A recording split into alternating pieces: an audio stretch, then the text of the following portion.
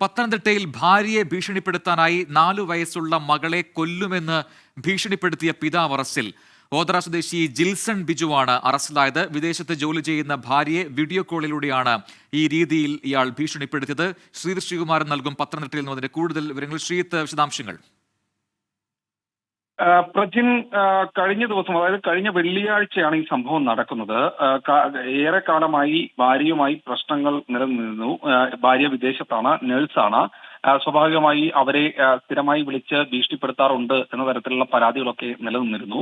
എന്തായാലും കഴിഞ്ഞ വെള്ളിയാഴ്ച ഇത്തരത്തിൽ ഈ ഗിൽസൺ കുഞ്ഞിനെ, 4 വയസ്സുള്ള കുഞ്ഞിനെ വിളിച്ച് ആദ്യം വീഡിയോ കോൾ ചെയ്യുന്നു. അതിനുശേഷം കഴുത്തിൽ വടിവാൾ വെച്ച് ഇവളെ ഞാൻ കൊല്ലും എന്ന് ഭീഷണി മുഴക്കുന്നു. ഉടൻ തന്നെ പെട്ടെന്ന് തന്നെ ആ പെൺകുട്ടി, ആ ഭാര്യ ഈ പറയുന്നത് പോലെ ഒരു സ്ക്രീൻഷോട്ട് എടുക്കുന്നു. അത് ഉടൻ തന്നെ പോലീസിന് കൈമാറുന്നു. അങ്ങനെയാണ് ഇതൊരു കേസായി മാറുന്നത്.